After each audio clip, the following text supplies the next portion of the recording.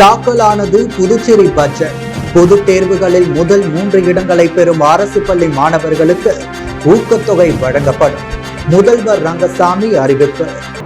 திட்டங்கள் இல்லாமல் உதவித்தொகை உயர்வு என்பது போல பாக்கெட் மணிக்காக சில அறிவிப்புகளை கொடுத்திருக்கிறார்கள். எதிர்க்கட்சி தலைவர் சிவா குற்றச்சாட்டு. தொலைநோக்கு சிந்தனை இல்லாத ஒரு உரையாக இந்த பட்ஜெட் உரை உள்ளது. அதிமுக செயலாளர் அன்பழகன் குற்றச்சாட்டு.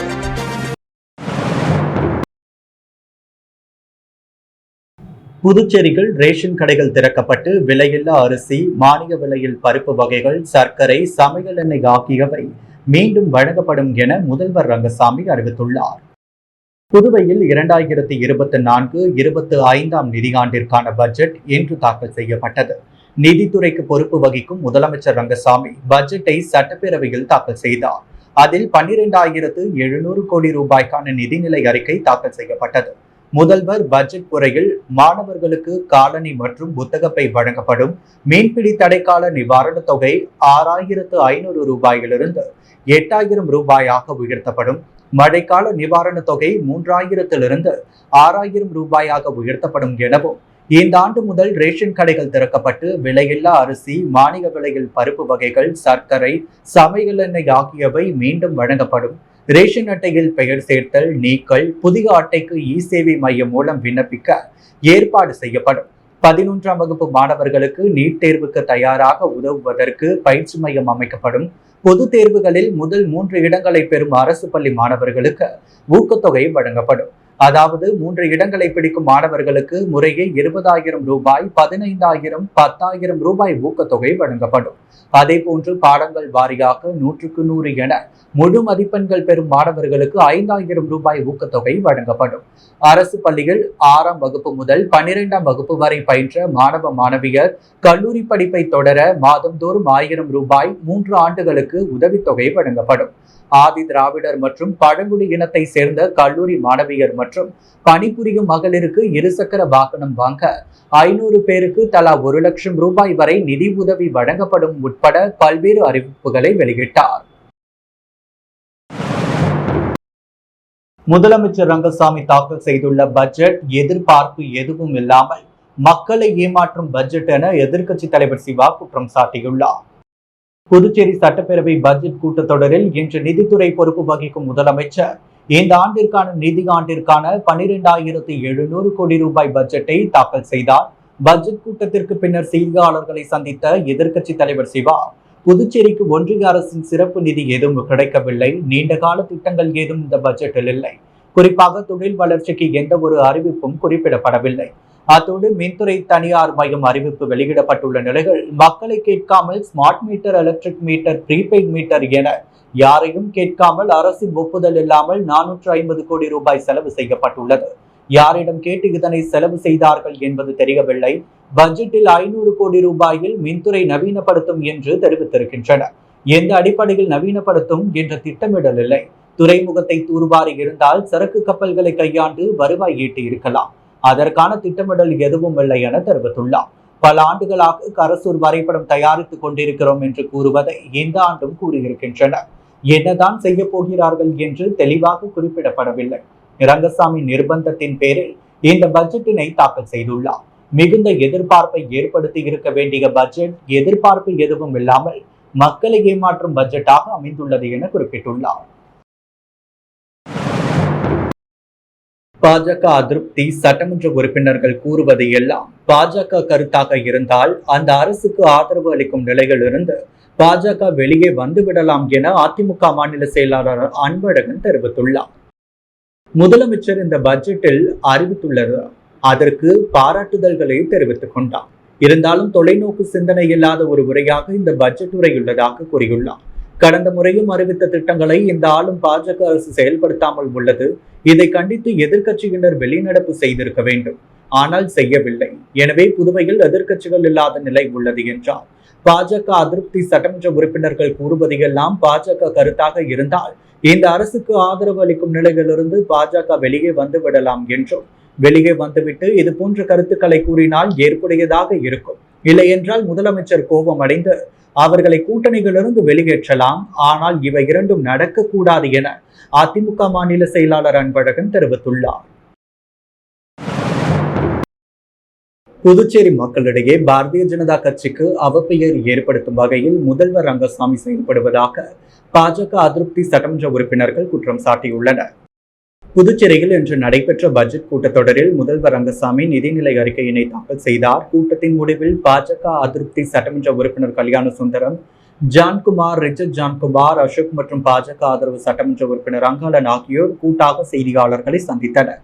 அப்பொழுது பேசிய சட்டமன்ற உறுப்பினர் கல்யாண சுந்தரம், ஒரு மாநிலத்தின் முதல்வர் என்கின்ற வகையில் கூட மத்தியில் நடைபெற்ற நிதி ஆயோக் கூட்டத்தில் கலந்து கொள்ளாமல் பாஜக மீது புதுச்சேரி மக்கள் மத்தியில் அவப்பெயர் ஏற்படுத்தும் நோக்கத்தோடு முதல்வர் ரங்கசாமி இங்கே நிதிநிலை அறிக்கை தாக்கல் செய்திருப்பது உள்ளேபடியே வருத்தம் அளிக்கிறது. மேலும் பிரதமர் மோடி பதவியேற்பு விழாவிற்கு அழைப்பு வந்த பொழுது கூட நமது முதல்வர் ரங்கசாமி கலந்து கொள்ளவில்லை. நிதி ஆயோக் கூட்டத்திலும் கலந்து கொள்ளவில்லை. பாஜக சட்டமன்ற உறுப்பினர்களின் தொகுதிகளை புறக்கணிப்பதன் மூலமும் மத்திய அரசு நிதி வழங்கவில்லை என்ற பொய்யான கூற்றை மக்களிடையே உருவாக்குவதன் மூலமும் புதுவையில் பாஜக மீது மக்களுக்கு வெறுப்பை உண்டாக்கும் நோக்கத்தில் முதல்வர் ரங்கசாமி செயல்பட்டு வருகிறார் என்றார். இனியாவது முதல்வர் மத்திய அமைச்சர்களை பிரதமரை நேரில் சந்தித்து மாநில வளர்ச்சிக்கான முழு நிதியை பெற்று புதுவையை முன்னேற்ற பாதையில் கொண்டு செல்ல வேண்டும் என தெரிவித்துள்ளார். புதுச்சேரி நகைக்கடை திறப்பு விழாவில் பாட்டு பாடி அசத்திய நடிகை ஆண்ட்ரியா, விஜய் துவக்கியுள்ள கட்சியில் இணைவீர்களா என்ற கேள்விக்கு அரசியலுக்கு வரும் நோக்கமெல்லாம் எனக்கு எதுவும் இல்லை என்றும், வடசென்னை 2 படத்தில் சந்திரா கதாபாத்திரத்தில் மீண்டும் நடிப்பேன் எனவும் தெரிவித்துள்ளார். புதுச்சேரி மிஷன் வீதியில் உள்ள புதிய லெல்லிச்சலனி நகைக்கடை திறப்பு விழாவில் நடிகையும் பாடகியுமான ஆண்ட்ரியா வருகை தந்து கடையை திறந்து வைத்து நகைகளை பார்வையிட்டார். தொடர்ந்து வெளியே ரசிகர்களை சந்தித்த அவர், ரசிகர்கள் வேண்டுகோளுக்கு ஏற்ப பாடல்களை பாடியது அனைவரையும் கவர்ந்தது. முன்னதாக அவர் செய்தியாளர்களை சந்தித்தார். அப்பொழுது புதியதாக நான் பாடிய பாடல்கள் தற்பொழுது வரவில்லை, ஆனால் நான் பாடிக்கொண்டுதான் உள்ளேன் என்றும், வரலாற்று படங்களில் நடிக்க உள்ளேன் என்றார். விஜய் துவக்கியுள்ள கட்சியில் இணைவீர்களா என்ற கேள்விக்கு அரசியலுக்கு வரும் நோக்கமெல்லாம் எனக்கு எதுவும் இல்லை என்றும், ஐ எம் ஹாப்பி என்றார். நான் என்ன ஆசைப்பட்டேனோ அதன்படிதான் நடித்து விட்டேன் என்றும், thriller, horror, adventure, love story என ஒரு அளவிற்கு நடித்து விட்டேன் என்றார். வடசென்னை 2 படத்தில் சந்திரா கதாபாத்திரத்தில் மீண்டும் நடிப்பேன் என்றும் கூறியுள்ளார். தொடர்ந்து இதுவரை இல்லாத உலகத்தில் என்ற பாடலும், ஓ சொல்றியா மாமா என்கின்ற பாடல்களை ரசிகர்கள் முன்பு பாடி அசத்தினார். இதனை ரசிகர்கள் உற்சாகமாக விசில் சத்தத்துடன் கேட்டு மகிழ்ந்தனர். நேரு பஜார் சின்ன சுப்பராயர் பிள்ளை வீதியில் உள்ள ஸ்ரீ மணிமுத்து மாரியம்மன் ஆலயத்தில் ஆடி மாத திருவிழாவில் சட்டமன்ற உறுப்பினர் நேரு கலந்து கொண்டு சுவாமியை வழிபட்டார். புதுவை சின்ன சுப்பராயர் பிள்ளை வீதி நேரு பஜார் அருகே அருள்மிகு ஸ்ரீ மணிமுத்து மாரியம்மன் ஆலயம் அமைந்துள்ளது. இவ்வாறு 18ஆம் ஆண்டு ஆடி பிரம்மோற்சவ விழாவை ஒட்டி நேற்று கணபதி ஹோமம் மற்றும் அம்மனுக்கு பல்வேறு பொருட்கள் வைத்து அபிஷேகம், தொடர்ந்து கொடியேற்ற விழா நடைபெற்றது. அதைத் தொடர்ந்து இன்று நடைபெற்ற சிறப்பு பூஜையில் சட்டமன்ற உறுப்பினர் நேரு கலந்து கொண்டு சுவாமியை வழிபட்டார். தொடர்ந்து கூழ் ஊற்றும் நிகழ்ச்சியை அவர் துவக்கி வைத்தார். அதைத் தொடர்ந்து மகா தீபார்த்தனை நடைபெற்றது. இதில் ஏராளமான பக்தர்கள் கலந்து கொண்டு சுவாமி தரிசனம் செய்தனர். இதேபோல் புதுச்சேரி உருளைன்பேட்டை தொகுதிக்குட்பட்ட கோவிந்தசாலை பகுதியில் அமைந்துள்ள ஸ்ரீதேவி அஷ்டலட்சுமி முடக்கு மாரியம்மன் திருக்கோவிலில் ஆடி மாத பிரம்மோற்சவ விழாவினை முன்னிட்டு ஆடி மாத 3ஆம் வெள்ளி திருத்தேரோட்டம் நிகழ்ச்சி வெகு சிறப்பாக நடைபெற்றது. இந்நிகழ்ச்சியில் உருளைன்பேட்டை தொகுதி சட்டமன்ற உறுப்பினரும் புதுச்சேரி சட்டப்பேரவை அரசாங்க உறுதிமொழி குழு தலைவருமான நேரு என்ற குப்புசாமி கலந்து கொண்டு சுவாமி தரிசனம் செய்தார். விழாவில் திருக்கோவில் நிர்வாகிகளும் அப்பகுதி ஊர் முக்கிய பெரியோர்களும் கலந்து கொண்டனர். தொடர்ந்து உருளைன்பேட்டை ஒத்தபாடை வீதியில் அமைந்துள்ள சுகாம்பிகை அம்மன் கோவிலின் 96வது ஆடி பெருவிழாவில் அம்மனுக்கு அபிஷேக ஆராதனை நடைபெற்றது. நிகழ்ச்சியில் உருளைன்பேட்டை சட்டமன்ற உறுப்பினர் நேரு கலந்து கொண்டு சுவாமி தரிசனம் செய்து சாகை வார்த்த நிகழ்ச்சியை துவக்கி வைத்தார்.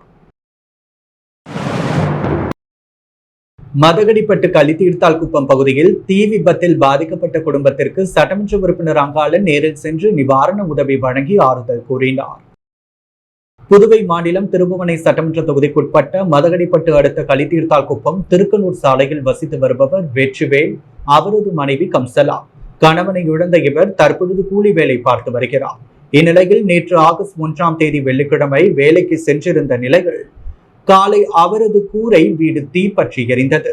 வீட்டினுள் இருந்த துணிமணிகள், air cooler, AC, grinder, mixie, மளிகை பொருட்கள், பாத்திரங்கள், உடைமைகள், ரொக்க பணம் ரூபாய் 10,000 உட்பட 2 லட்சம் ரூபாய் மதிப்புள்ள பொருட்கள் எரிந்து நாசமானது. தகவல் அறிந்த திருப்புவனை தொகுதி சட்டமன்ற உறுப்பினர் அங்காளன் நேரில் சென்று பாதிக்கப்பட்ட குடும்பத்திற்கு ஆறுதல் கூறி சொந்த செலவில் நிவாரண உதவி வழங்கினார். புதுச்சேரி மாநில நகராட்சி மற்றும் பஞ்சாயத்து ஊழியர் வாரிசுதாரர்கள் நல சங்கத்தினர் சட்டப்பேரவையை முற்றுகையிட்டு போராட்டத்தில் ஈடுபட்டனர். புதுச்சேரி நகராட்சியில் வாரிசு பணி வழங்குவதில் காலதாமதம் ஆவதை கண்டித்தும் ஒருமுறை தளர்வு அளித்து பணி வழங்க வாரிசுதாரர்கள் குடும்பத்துடன் இன்று சட்டப்பேரவை நோக்கி பேரணியாக சென்று முற்றுகையிட்டு போராட்டத்தில் ஈடுபட்டனர். புதுச்சேரி சுகாதாரத்துறை ஊழியர்களின் வாரிசுதாரர்களும் புதுச்சேரி நகராட்சி வாரிசுதாரர்கள் இணைந்து முற்றுகை போராட்டத்தில் ஈடுபட்டனர். கம்பன் கலையரங்கத்தில் துவங்கிய இந்த பேரணி அண்ணா சாலையின் நேரு வீதி வழியாக சென்று சட்டப்பேரவை பின்பு முடிவடைந்தது. போராட்டத்திற்கு புதுச்சேரி நகராட்சி நலசங்க தலைவர் சத்யன் தலைமை தாங்கினார். செயலாளர் பிரபு, ஒருங்கிணைப்பாளர் டேவிட் மற்றும் ராதாகிருஷ்ணன், செய்தி தொடர்பாளர் கலைமாமணி டாக்டர் நமச்சிவாயம், ஆலோசகர்கள் கலிக பெருமாள், ஆனந்த கணபதி, வேளாங்கண்ணி தாசன் உட்பட பலர் கலந்து கொண்டனர். ஆடி மாதம் 3வது வெள்ளிக்கிழமையொட்டி அரியாங்குப்பம் பகுதியில் பாஜக நிர்வாகி விக்கி தலைமையில் அன்னதானம் வழங்கப்பட்டது. ஆடி மாதம் 3வது வெள்ளிக்கிழமையை முன்னிட்டு ஏராளமான பக்தர்கள் அரியாங்குப்பம் ஆர்கே நகர் பகுதியில் உள்ள ஸ்ரீ புவனேஸ்வரி அம்மன் ஆலயத்தில் சுவாமி தரிசனத்தில் ஈடுபட்டனர். இதன் காரணமாக புதுச்சேரி பாரதிய ஜனதா கட்சி நிர்வாகி விக்கி என்கின்ற ராஜகணபதி தலைமையில் பொதுமக்கள் மற்றும் பக்தர்களுக்கு அன்னதானம் வழங்கப்பட்டது. இந்நிகழ்ச்சியில் என்ஆர் காங்கிரஸ் கட்சியை சேர்ந்த ஹரி சுகுமார் மற்றும் மதி முருகன், ஜாகிர் உசேன், ராஜா, எஸ் சுரேஷ் உள்ளிட்ட நிர்வாகிகள் பலர் உடனிருந்தனர். புதுச்சேரி வைத்தி கன்னிகாம்மாள் அறக்கட்டளை சார்பில் 91ஆம் நிகழ்வாக முப்பெரும் விழா வேல் சொக்கநாதன் திருமண நிலையத்தில் நடைபெற்றது. வைத்தி கன்னிகாம்மாள் அறக்கட்டளை சார்பில் 91ஆம் நிகழ்வாக அன்னை பிறந்த நாள் விழா, அறம் செய்வோம் நூல் வெளியீட்டு விழா, விருது வழங்கும் விழா என முப்பெரும் விழா வள்ளலார் சாலையில் உள்ள வேல் சொக்கநாதன் திருமண நிலையத்தில் நடைபெற்றது. முன்னதாக வைத்தியநாதன், வைத்தி கன்னிகாம்மாள் ஆகியோருக்கு மலர் வணக்கம் செலுத்தி விழா துவக்கப்பட்டது. வைத்தி கிருஷ்ணமூர்த்தி வரவேற்புரை வழங்க சட்டமன்ற உறுப்பினர் வைத்தியநாதன் தலைமை தாங்க சிறப்பு விருந்தினராக பொதுப்பணித்துறை அமைச்சர் லட்சுமி நாராயணன் கலந்து கொண்டு சிறப்புரை வழங்கி அறம் செய்வோம் நிகழ்ச்சியை துவக்கி வைத்தார். இதையடுத்து அறம் செய்வோம் நூலினை சட்டமன்ற உறுப்பினர் துணை பேராசிரியர் வைத்தி கிருஷ்ணமூர்த்தி, வைத்தி ராஜகுமாரி ஆகியோர் தொகுத்து வழங்கினர். சாரம் பிள்ளையார் கோவில் வீதியில் இரவு நேரங்களில் இருசக்கர வாகனங்களில் பெட்ரோல் திருடும் நபரின் சிசிடிவி காட்சி வெளியாகி பரபரப்பை ஏற்படுத்தியுள்ளது. புதுவை சாரம் கொசப்பாளையம் பிள்ளையார் கோவில் தெரு பகுதியில் தொடர்ந்து இரவு நேரங்களில் இருசக்கர வாகனங்களில் பெட்ரோல் திருட்டு நடைபெறுவதாக அப்பகுதியை சேர்ந்த பொதுமக்கள் புகார் தெரிவித்து வந்த நிலையில் நேற்றிரவு டியூக் வண்டியில் டிக்டாப் உடை அணிந்து வந்து பெட்ரோல் திருடி சென்றனர். அப்பகுதி குடியிருப்பு வாசிகள் சிசிடிவி காட்சிகளை சமூக வலைதளங்களில் வெளியிட்டு அப்பகுதியில் வசிக்கும் மக்கள் கவனமாக இருக்க வேண்டும் என கூறியுள்ளனர். இந்த சம்பவம் குறித்து போலீசார் தீவிர விசாரணை நடத்தி வருகின்றனர். உப்பளம் தொகுதியில் பெரிய வாய்க்கால் அடைப்பினை போர்க்கால அடிப்படையில் சுத்தம் செய்திட தீவிர நடவடிக்கை எடுத்த சட்டமன்ற உறுப்பினர் அனிபால் கென்னடி அப்பணி நடைபெறும் இடத்தினை தொடர்ச்சியாக ஆய்வு மேற்கொண்டு வருகிறார். புதுவை உப்பளம் தொகுதிக்குட்பட்ட பெரிய வாய்க்கால் பாலம் சீரமைப்பு பணி நடைபெற்று வருகிறது. வாய்க்காலில் மரங்கள், குப்பைகள் அடைந்து கிடக்கிறது. கொசுக்கள் அப்பகுதியில் அதிகமாக பெருகி வருகிறது. இதுகுறித்து பொதுப்பணித்துறை நீர்ப்பாசன பிரிவு செயற்பொறியாளர் ராதாகிருஷ்ணனிடம் வாய்க்கால் சுத்தம் செய்து கொடுங்கள் என்று சட்டமன்ற உறுப்பினர் அனிபால் கென்னடி கேட்டுக்கொண்டார். அதை செய்து தருவதாக அதிகாரிகள் உதவி அளித்த நிலையில் இன்று நேரில் சென்று பணிகளை வேகமாக மேற்கொள்ள சட்டமன்ற உறுப்பினர் துரிதப்படுத்தினார். கொசுபால் நோய் பரவும் அறிகுறிகள் காரணமாக உடனிருந்து பணிகளை ஆய்வு மேற்கொண்டார். போர்க்கால அடிப்படையில் 5 நாட்களாக நடைபெறும் தூய்மை பணியினை தினம் கண்காணித்து வரும் சட்டமன்ற உறுப்பினர் இன்றும் பணி நடைபெறும் இடத்திற்கு சென்று வாய்க்காலில் இருக்கும் குப்பைகள், அடைப்புகள் ஆகியவற்றை அகற்றப்படும் நிலையை கண்டறிய இளநிலை பொறியாளர் சங்கரை வைத்துக் கொண்டு தானும் உடனிருந்து மேற்பார்வையிட்டார். மேலும் பெரிய வாய்க்கால் பணி முடியும் வரை கழிவுநீர் தேங்கி இருப்பது மக்கள் நலத்திற்கு கேடு விளைவிக்கும். அதனால் கழிவுநீர் தேங்காமல் வெளியேற உடனடி நடவடிக்கை மேற்கொள்ளும்படி அதிகாரியிடம் அறிவுறுத்தினார். கழிவுநீர் தேக்கத்தால் கொசு தொல்லை அதிகமாக இருந்ததை அறிந்த சட்டமன்ற உறுப்பினரின் துரித நடவடிக்கை கண்ட பொதுமக்கள் நன்றி தெரிவித்து பாராட்டினர். முத்தியால்பேட்டை அருள்மிகு பொன்னியம்மன் ஆலய ஆடி மாத திருவிழாவையொட்டி சமூக சேவகர் சந்துரு தலைமையில் 1000க்கும் மேற்பட்டவர்களுக்கு அன்னதானம் வழங்கப்பட்டது. புதுவை முத்தியால்பேட்டை சோலைநகர் வடக்கு பகுதியில் அருள்மிகு ஸ்ரீ பொன்னியம்மன் ஆலயம், ஸ்ரீ செங்கேனியம்மன் ஆலயம் அமைந்துள்ளது. இவ்வாலயத்தில் ஆண்டுதோறும் ஆடி மாத திருவிழா வெகு விமரிசையாக நடைபெறும். அவ்வகையில் இவ்வாண்டு ஆடி மாத திருவிழாவில் ஒரு பகுதியாக சமூக சேவகர் ராஜன் மற்றும் சந்துரு தலைமையில் சுமார் 1000க்கும் மேற்பட்ட பொதுமக்கள் மற்றும் பக்தர்களுக்கு சமபந்தி விருந்து வழங்கப்பட்டது. இந்நிகழ்ச்சியில் பஞ்சாயத்து இளைஞர்கள், ஊர் பொதுமக்கள் கலந்து கொண்டனர். புதுச்சேரி மதகடிப்பட்டில் எழுந்தள்ளியுள்ள அருள்மிகு ஸ்ரீ அங்காளம்மன் கோவிலில் 500க்கும் மேற்பட்டோர் கலந்து கொண்ட பால்கூட ஊர்வலம் நடைபெற்றது. இந்நிகழ்ச்சியில் 500க்கும் மேற்பட்ட பெண்கள் பால் குடங்களை சுமந்து கொண்டு வீதி வீதியாக வலம் வந்தனர். பால் குடங்களை அம்மனுக்கு அபிஷேகம் செய்தனர். நிகழ்ச்சியில் பொதுமக்களுக்கு அன்னதானம், அருள் பிரசாதம், சுவாமி வீதி விழா நடைபெற்றது. விழாவில் ஸ்ரீ அங்காளம்மன் தேவஸ்தான ஆலய நிர்வாக அதிகாரி மற்றும் மதகடிப்பட்டு கிராமவாசிகள் மற்றும் முக்கிய பிரமுகர்கள், அரசியல் தலைவர்கள், கோவில் நிர்வாக குழு மற்றும் திரளான பக்தர்கள் கலந்து கொண்டனர். புதுவை பேருந்து நிலையத்தில் புதியதாக கட்டப்பட்டு வரும் பேருந்து நிலையத்திற்கு தடையாக உள்ள பழைய மேம்பால படிக்கட்டை அகற்றி பேருந்து நிலையத்தின் விஸ்தரிப்புக்காக நுழைவு வாயில் கட்ட வேண்டும் என மாணவர்கள் மற்றும் பெற்றோர் நல சங்க தலைவர் வைபாலா வலியுறுத்தியுள்ளார். இதுகுறித்து மாணவர்கள் மற்றும் பெற்றோர்கள் நலசங்க தலைவர் வைபாலா வெளியிட்டுள்ள குறிப்பில், புதுவை மாநிலத்தில் புதுச்சேரி நகர பகுதியில் ஸ்மார்ட் சிட்டி திட்டத்தின் கீழ் உலகத்தரம் வாய்ந்த நவீன வசதிகளுடன் கூடிய புதியதாக அமைக்கப்பட்டு வரும் பேருந்து நிலையத்தில் அமையவுள்ள அகலமான நுழைவு வாயிலுக்கு தடையாக உள்ள பழைய மேம்பாலத்தின் படிக்கட்டுகளை அகற்ற வேண்டும். இது சம்பந்தமாக முதலமைச்சர், பொதுப்பணித்துறை அமைச்சர், உருளையன்பேட்டை சட்டமன்ற உறுப்பினர், ஸ்மார்ட் சிட்டி அதிகாரிகள், பொதுப்பணித்துறை மற்றும் நகராட்சி அதிகாரிகள், காவல்துறை அதிகாரிகள் ஆய்வு செய்து ஸ்மார்ட் சிட்டி நிதியை பெற்று தற்பொழுது புதிய பேருந்து நிலையம் நவீன வசதிகளுடன் அமைக்கப்பட்டு வருவது அனைவரும் அறிந்ததே. அப்படி அமையவுள்ள பேருந்து நிலையத்திற்கு பெரிய அகலமான நுழைவு வாயிலிருந்து பேருந்துகள் மற்றும் பொதுமக்கள் உள்ளே சென்று வர தேவைப்படும் என்பதை உணர்ந்து தற்பொழுது கட்டப்படும் நுழைவு வாயிலுக்கு தடையாக உள்ள பழைய மேம்பாலத்தின் படிக்கட்டுகளை அகற்ற வேண்டும் என தெரிவித்துக் கொண்டார்.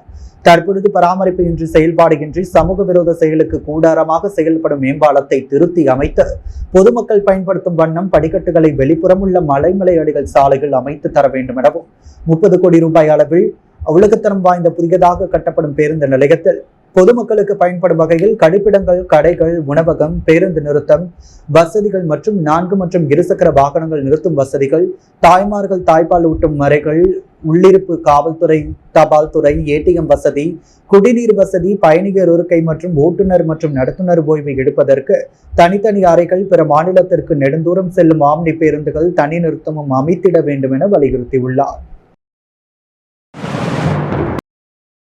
புதுவை முதலமைச்சர் ரங்கசாமியின் பிறந்த நாளை முன்னிட்டு திருபுவனை தொகுதிக்குட்பட்ட திருபுவனை மற்றும் சன்னியாசிக்குப்பம் பள்ளிகளில் முன்னாள் சட்டமன்ற உறுப்பினர் கோபிகா தலைமையில் நலத்திட்ட உதவிகள் வழங்கப்பட்டது.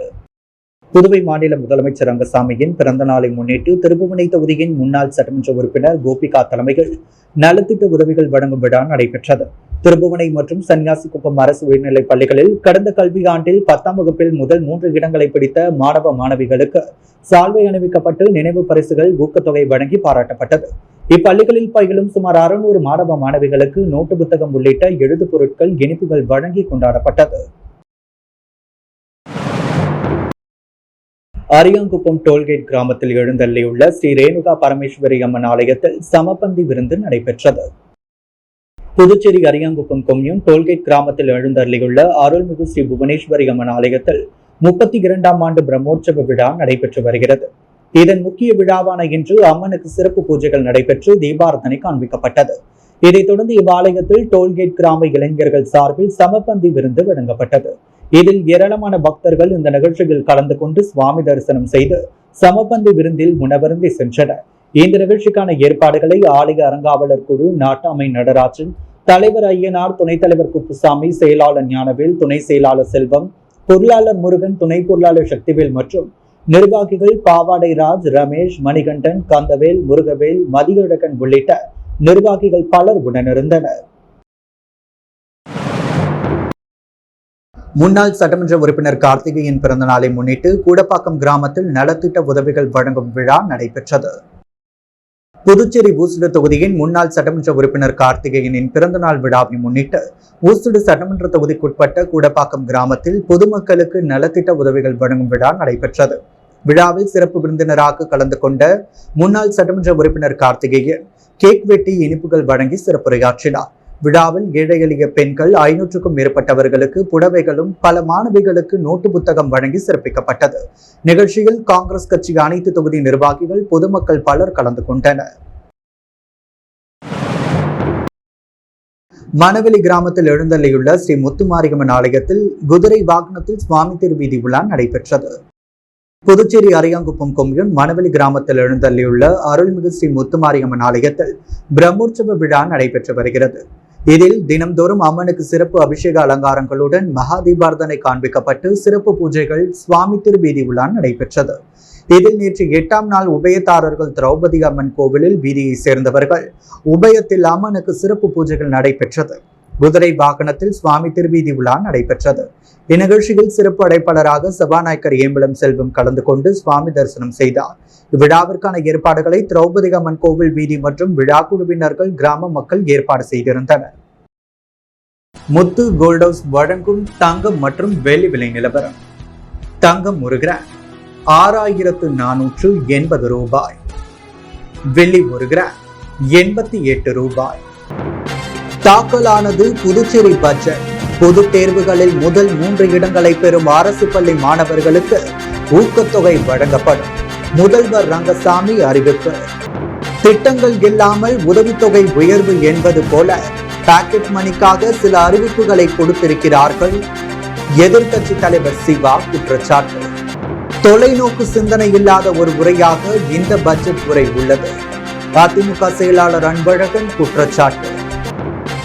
புதுவையில் இரவு நேரங்களில் பெட்ரோல் திருடும் ஆசாமியின் வீடியோ காட்சி வெளியீடு.